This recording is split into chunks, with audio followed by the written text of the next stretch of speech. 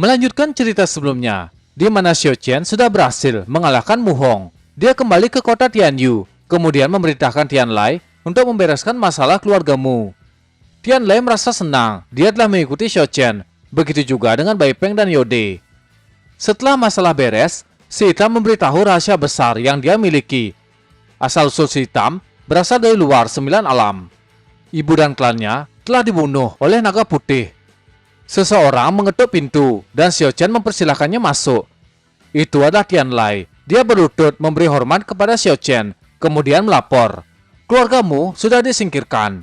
Mu Qing dan Mu Peng ditangkap.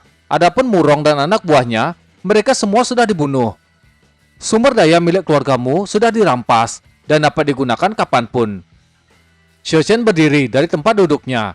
Dia menekankan jari ke bahu Tian Lai. Sekarang jiwa Kaisar Tian Lai sudah dipulihkan oleh Xiao Qian. Dia sangat berterima kasih kepada Xiao Qian dan bersedia menyerahkan jiwanya. Xiao Qian tersenyum. Dia membuat kontrak jiwa dengan Tian Lai. Jiwa Tian Lai muncul di ruang spiritual Xiao Qian. Setelah itu, Xiao Qian mempersilahkannya keluar. Namun Tian Lai tidak keluar. Melihat hal itu, Xiao Qian bertanya, apakah Tian Lai memiliki sesuatu yang ingin dia sampaikan? Tian Lai menyampaikan, karena dia telah mengkhianati karapan hitam, kemungkinan besar itu akan membuat Xiao Qian dalam masalah. Dengan santai, Xiao Qian mengatakan, selalu ada solusi dalam setiap masalah. Tian Lai kembali mengingatkan, karapan hitam sangatlah kuat.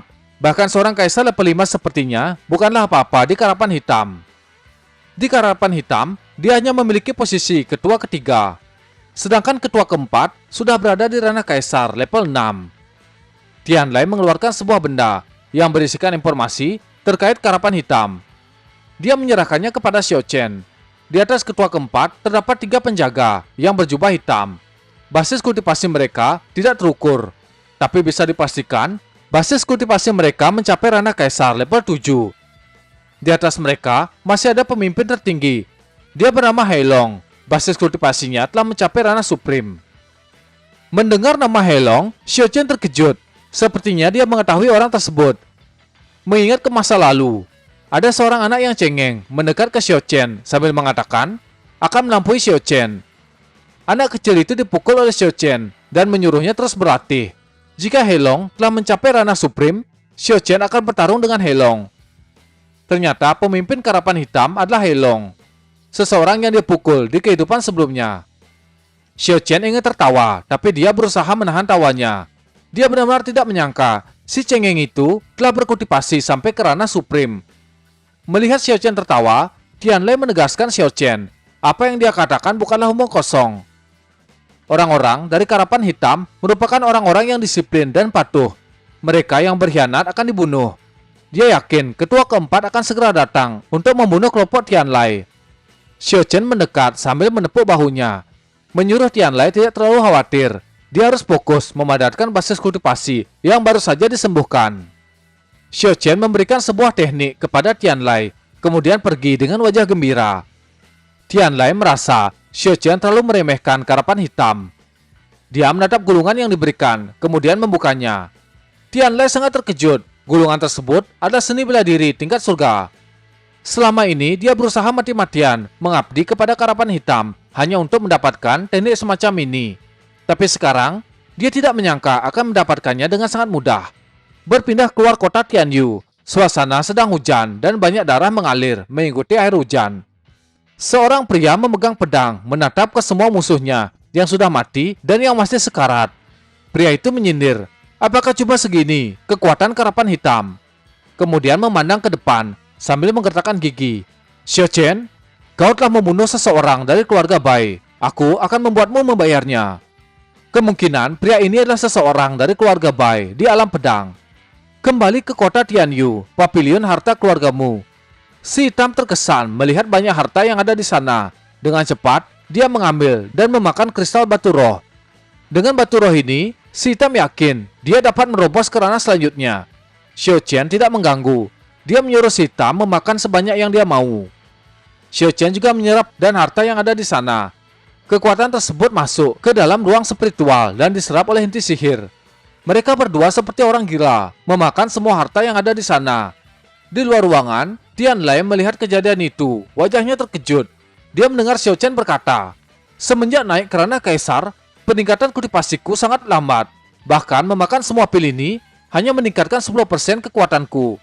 Wajah Tianlai semakin memucat. Dia berpikir, apakah tuannya adalah monster? Dia memakan pil sebanyak itu. Apakah dia bisa menahan efek pil tersebut? Begitu juga dengan anjingnya, yang dimaksud adalah si hitam. Tiba-tiba Xiao Chen berhenti ketika melihat sebuah pil. Itu adalah pil Hun Yuan. "Bagaimana keluargamu bisa memiliki pil tingkat tinggi?" Melihat Xiao Chen terdiam, si hitam bertanya, "Apakah ada yang salah?" Xiao Chen menjelaskan, pil yang dia pegang sebut pil Hun Yuan. Ini adalah pil tingkat surgawi yang membuat tubuh fisik seorang kultivator meningkat secara instan. Pil ini benar-benar luar biasa. Xiao Chen tidak terlalu peduli. Dia memasukkan pil tersebut ke dalam mulutnya. Sesaat kemudian, mereka berdua sudah selesai mengkonsumsi semua harta yang berguna untuk mereka berdua. Si hitam bertanya, berapa lama lagi mereka akan meninggalkan alam Changlan? Xiao Chen menyuruh si hitam menunggu sampai teknik body tempering Taiko mencapai level 5. Jika dibandingkan dengan kaisar level 8, body tempering level 5 bisa dibilang lebih kuat satu tingkat. Tapi hanya dengan pil Hun Yuan itu masih belum cukup. Sepertinya Xiao Chen harus pergi ke kota Changyuan untuk mencari pil yang serupa. Xiao Chen keluar menyapa Tianlai dan menyuruh membagikan sisa harta kepada semua orang. Melihat sisa harta, Tianlai tercengang. Harta yang dimakan Xiao Chen dan si hitam sangat banyak. Bahkan bagi Tianlai, seumur hidup dia tidak akan bisa menghabiskannya. Xiao Chen berjalan di mansion keluarga Mu. Tiba-tiba si hitam merasakan bau anggota keluarga Bai. Xiao Chen memuji penciuman si hitam. Ini adalah waktu yang tepat. Orang dari keluarga Bai ini pasti memiliki sesuatu yang berharga. Xiao Chen menghilang dari tempat tersebut. Di sebuah kedai makan, ada orang yang berasal dari keluarga Bai alam pedang. Saat ini, Xiao Chen juga sudah tiba di sana. Dia masuk ke dalam kedai, kemudian duduk di meja yang sama dengan orang dari keluarga Bai. Dia bertanya, apakah pria di depannya tidak kesepian, minum sendiri. Pria Bai tidak menyangka Xiao Chen akan memiliki nyali untuk mendatanginya. Dia mengambil kendi dan memberikannya kepada Xiao Chen. Xiao Chen mengambil kendi dan meneguk minuman. Dia juga mengatakan apa yang dia harus takuti darinya. Pria Bai mengatakan, Xiao Chen telah membunuh anggota keluarga Bai. Kedatangannya ke sini untuk membunuh Xiao Chen. Anggur itu akan menjadi minuman terakhir Xiao Chen. Xiao Chen juga mengatakan hal yang sama. Jadi pria Bai harus minum yang banyak karena dia tidak akan bisa minum lagi. Mereka berdua saling bertatapan. Di luar kedai, ada beberapa orang berpakaian hitam. Mereka masuk ke dalam kedai. 3 orang ini langsung duduk di meja yang sama dengan Xiao Chen sambil mengatakan, dia memiliki 3 hal. Pertama, Xiao Chen telah mengacaukan Black Caravan. Dia harus mati. Su Tianlai telah berkhianat dari Black Caravan. Dia juga harus mati. Dan Bai Wuyi, dia telah membunuh kapten keempat Karavan Hitam. Dia juga harus mati. Si hitam bertanya, apakah dia bisa menangani 4 musuh sekaligus? Xiao Chen mengatakan, dia masih belum tahu sampai di mana kemampuan mereka berempat. Yang jelas, dia tidak akan pernah kalah. Kepercayaan diri Xiao Chen sangat tinggi. Si hitam sudah terbiasa dengan sikap Xiao Chen, tapi dia menyukai sikap tersebut. Bai Wuyi menunjuk ke 3 orang di depannya sambil dia berteriak, kalian sampah rendahan, kusarankan kalian pergi dari sini secepat mungkin. Salah satu dari Karavan Hitam mengatakan, dia tidak akan pernah pergi sebelum mereka berdua mati. Xiao Chen dan Bai Wuyi tersentak. Mereka merasakan ada aura kuat yang datang mendekat. Sesosok pria dengan pedang dan topi datang ke dalam kedai. Tubuh pria ini cukup besar dan ada bekas luka di mata kirinya. Ketika pria tersebut masuk, mereka berlima menatap ke arahnya. Pria kekar ini berjalan mendekat sambil mengatakan, rasanya kurang meriah. Jika hanya kalian berlima, aku tidak keberatan untuk bergabung. Bai Wuyi merasa satu persatu pengganggu telah datang. Dia tidak terima dengan orang ini. Sebuah tangan membentuk cakar menerkam ke arah pria kekar. Dengan santai serangan itu ditepis. Pria kekar menyuruh Bai Wuyi tidak marah-marah. Dia akan cepat tua. Pria kekar meneguk 1 gelas minuman, kemudian memperkenalkan diri. Dia bernama Dagui, si pedang hantu. Dagui menunjuk Xiao Chen. Dia mendengar Xiao Chen sangat kuat dan ingin membuktikannya. Bai Wuyi memberikan tendangan ke arah Dagui. Dia sudah tidak bisa menahan diri. Aura yang kuat keluar dari tangan Dagui. Dengan satu cengkraman, Dagui menekan kepala Bai Wuyi ke atas meja sambil berkata, Berani bergerak sedikit saja, maka kau akan mati. Bai Wuyi bertanya, apa yang dia lakukan? Kenapa Bai Wuyi tidak bisa merasakan tingkat kultivasinya? Dao Gui mengatakan, mungkin itu hanya perasaan Bai Wuyi sendiri. Kemudian bertanya, apakah mereka bertiga juga ingin melawan? 3 orang dari karapan hitam saling menoleh. Melihat tidak ada jawaban, Dao Gui menyuruh mereka bertiga pergi. Dia juga melemparkan Bai Wuyi, menyuruhnya menyingkir. Baginya, hanya Xiao Chen yang layak bertanding dengannya. Sebuah rantai melilit tubuh Bai Wuyi. Dia bertanya apa yang telah dia lakukan terhadap kultivasinya.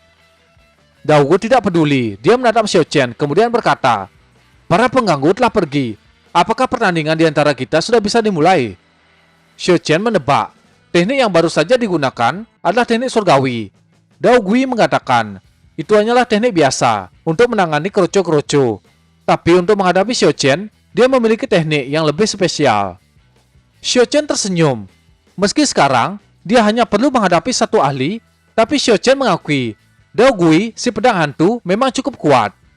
Dari yang diketahui Xiao Chen, Dao Gui sudah menyamai tingkatnya. Si hitam tidak mengerti, apakah Xiao Chen ingin memuji diri sendiri atau memuji musuh. Xiao Chen mengajak Dao Gui berpindah tempat. Berpindah ke sebuah tempat. Tempat ini seperti sebuah tanah kosong di dalam hutan. Xiao Chen dan Dao Gui sudah ada di sana. Mereka berdua saling berhadapan. Dao Gui mengambil pedang yang ada di belakang punggungnya. Pedang itu dihunus. Dao Gui melompat, menebas ke arah Xiao Chen. Melihat hal itu, Xiao Chen bersemangat. Matanya bersinar. Tekanan yang kuat dikeluarkan untuk menahan serangan Dao Gui. Dao Gui masih terus menyerang. Tebasan dilepaskan ke arah Xiao Chen. Dengan cepat, Xiao Chen menghindarinya. Dia merasa teknik pedang Dao Gui sangat kuat. Si hitam menyarankan Xiao Chen agar dia membuat sebuah armor. Setiap kali Xiao Chen bertarung, pakaiannya selalu rusak. Xiao Chen juga berpikir hal yang sama. Saat ini dia masih terus menghindari serangan yang datang. Sebuah teknik dilepaskan oleh Xiao Chen. Dia mengarahkan tangan ke depan, membentuk sebuah cakar raksasa, mengarah ke Dao Gui. Dao Gui merasakan serangan yang kuat. Mulai sekarang, dia akan serius melawan Xiao Chen. Dia akan menggunakan teknik pedang, tebasan naga, teknik surgawi level 4. Dengan teknik tersebut, Dao Gui telah membunuh lebih dari 10 kaisar. Xiao Chen juga memperkenalkan pukulan surgawi yang akan dia gunakan. Dengan teknik tersebut, dia telah membunuh lusinan ahli di ranah Supreme. Dao Gui tersenyum. Dia mengakui Xiao Chen memang kuat. Mereka akan segera memulai pertarungan yang lebih serius. Teknik tebasan naga. Begitu pedang ditebas, sebuah aura membentuk naga berwarna biru keluar. Rintik hujan juga menyertai naga. Naga itu meraung ke arah Xiao Chen, kemudian melesat hendak menerkam. Xiao Chen tersenyum. Pukulan surgawi dilepaskan. Karakter surga keluar, menabrak tebasan naga. Namun karakter surga hancur. Dao Gui tersenyum, melihat tekniknya lebih kuat. Xiao Chen tidak tinggal diam. Dia mengeluarkan teknik lain. Aura api dan air keluar menyelimuti tubuhnya. Space Tornado dilepaskan, mengarah ke tebasan naga. Naga biru terkoyak oleh serangan tersebut. Dao Gui tertawa senang. Teknik dan kekuatan fisik Xiao Chen memang luar biasa. Dao Gui mengusap tetesan darah dari mulut. Dia menggunakan teknik lain. Jarinya diiris, meneteskan darah ke atas pedang. Seekor naga berwarna merah api keluar. Perlahan, 2 ekor naga telah keluar. Itu adalah teknik surgawi level 4, Dragon Blood. Naga itu melesat, menerjang ke arah Xiao Chen. Dengan cepat menembus tubuh Xiao Chen. Dao Gui tersenyum melihat tekniknya. Tapi dia merasakan ada hal yang aneh. Kemudian menatap ke bawah kaki. Ada sesosok tangan raksasa hendak menangkapnya. Dengan cepat dia melompat keluar. Begitu Dao Gui melayang, sepasang tangan raksasa sudah berada di sekitar, hendak menekannya. Dao Gui tidak sempat menghindar, dan tangan raksasa itu menekan tubuhnya. Dari telapak tangan raksasa, asap keluar, dan langit kembali terang. Sebuah pedang tertancap, itu adalah pedang milik Dao Gui. Di tanah, Dao Gui terlentang tidak berdaya. Dia terbatuk, kemudian menatap ke arah Xiao Chen, mengakui kekalahan, sambil mengatakan, Xiao Chen benar-benar kuat. Xiao Chen menatap wajah Dao Gui dan bertanya, siapa sebenarnya dia? Dao Gui mengatakan, dia adalah si pedang hantu. Namun, sesosok bayangan keluar dari ingatan Xiao Chen. Xiao Chen langsung mencekiknya, matanya memerah. Dia ingin tahu, siapa sebenarnya Dao Gui. Tubuh Dao Gui gemetar, dan tangan Xiao Chen masih menempel di lehernya. Si hitam mendekat sambil mengatakan, Jika Xiao Chen mencekik lehernya, dia tidak akan bisa menjawab. Cengkeraman tangan Xiao Chen dilonggarkan. Dao Gui mengatakan dia hanya ingin bertukar pukulan kepada Xiao Chen. Sebuah pukulan mendarat di perut Dao Gui. Xiao Chen menanyakan sekali lagi, siapa sebenarnya dia? Kalau dia tidak menjawab, Xiao Chen akan membunuhnya. Dao Gui sudah mengatakan yang sebenarnya. Si hitam kembali berkata, sejak mereka bertemu, Xiao Chen tidak pernah kehilangan kendali atas emosinya. Xiao Chen menghela napas dan melemparkan Dao Gui. Dia merasakan ada bayangan Lin Yupei dari dalam diri Dao Gui. Jika dia tidak mau mengatakannya, Xiao Chen hanya bisa melakukan pencarian jiwa. Ujung jarinya disentuhkan ke dahi Dao Gui. Sebuah ingatan muncul di benak Xiao Chen. Itu adalah masa lalu Dao Gui. Dari awal dia berkultivasi dan kesehariannya. Xiao Chen tidak bisa melihat satupun ingatan tentang Lin Yupei. Wajah Xiao Chen suram. Setelah melakukan pencarian jiwa, Dao Gui pingsan. Dia dibawa oleh Xiao Chen. Di luar kota Tianyu, Karapan Hitam menangkap Bai Wuyi. Bai Wuyi memberikan ancaman. Dia adalah seseorang yang berasal dari keluarga Bai Alam Pedang. Namun Karapan Hitam menyuruhnya diam. Bai Wuyi telah membunuh anggota Karapan Hitam. Dia harus disiksa sampai mati untuk membalaskan dendam mereka. Bai Wuyi tidak terima. Keluarga Bainya adalah keluarga terkuat di Alam Pedang. Tapi hal itu tidak dipedulikan. Pedang diangkat tinggi-tinggi oleh Karapan Hitam. Dalam sekejap, mereka telah membunuh Bai Wuyi. Setelah pembunuhan tersebut, mereka berbalik dan pergi. Berpindah ke Alam Pedang. Di sebuah ruangan ada Bai Jianping. Dia menatap pedang yang menjadi penanda anggota keluarganya. Salah satu pedang itu hancur. Itu adalah pedang milik Bai Wuyi. Melihat pedang tersebut telah hancur, Bai Jianping tertawa senang. Apa yang dia tunggu telah terjadi. Untuk merayakannya, dia akan pergi minum. Berpindah ke ruangan Xiao Chen. Di sana ada Dao Gui. Saat ini dia sudah sadar. Dia bangun dari tempat tidur, memeriksa tubuhnya. Mengetahui dia tidak mati, Dao Gui menghela napas. Xiao Chen tiba-tiba muncul dan mengejutkannya. Dia meminta maaf atas apa yang dia lakukan Xiao Chen sebelumnya. Itu adalah kesalahpahaman. Xiao Chen berjanji akan mentraktirnya sebagai permintaan maaf. Dao Gui kembali mengingat kejadian sebelumnya. Dia berpikir akan mati, tapi melihat Xiao Chen saat ini, dia merasa akan baik-baik saja. Berpindah ke ruang makan. Ada sebuah meja makan bundar. Di sana ada Xiao Chen dan kelompoknya. Ada juga Dao Gui, si pedang hantu. Dia memperkenalkan diri kepada semua orang. Namun mereka semua tidak mempedulikan. Semua orang sibuk makan. Xiao Chen menempelkan daging ke mulut Dao Gui. Jika Dao Gui tidak cepat, dia akan kehabisan makanan. Melihat semua orang makan dengan begitu cepat, seperti orang yang kelaparan, membuat Dao Gui berpikir, apakah orang-orang ini baru pertama kali melihat makanan? Xiao Chen mengatakan, makan yang banyak dan bekerja keras. Banyak hal yang telah menunggu mereka. Dao Gui merasa bingung, namun Xiao Chen tidak menjelaskan. Dao Gui akan melihatnya sendiri dan mengerti. Beberapa saat kemudian, semua orang telah selesai makan. Berpindah ke tambang Mujualing. Di sana sudah ada Bai Peng. Mereka telah menunggu kedatangan kelompok Xiao Chen. Bai Peng menyambut Xiao Chen. Dia menjelaskan, ini adalah tambang terbesar milik keluargamu. Mata Xiao Chen dan si hitam langsung berbinar. Dao Gui akhirnya tahu tujuan mereka. Xiao Chen mengajak semua orang menambang. Mereka hanya akan mengambil batu roh dan bunga spiritual tingkat tinggi. Setelah Xiao Chen mengambil alih, Bai Peng akan segera pergi. Si hitam tersentak dan melompat, merasakan ada batu roh ori surgawi di dalam tambang. Xiao Chen menyuruh si hitam tidak terburu-buru.